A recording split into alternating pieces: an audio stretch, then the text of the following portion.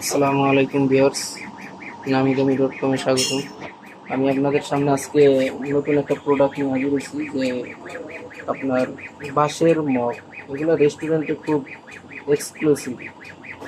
আপনার রেস্টুরেন্টের ডেকোরেশনটা বাড়ানোর জন্য খুবই লোভনীয় একটা জিনিস, কাস্টমারের মন আকর্ষণ করবে।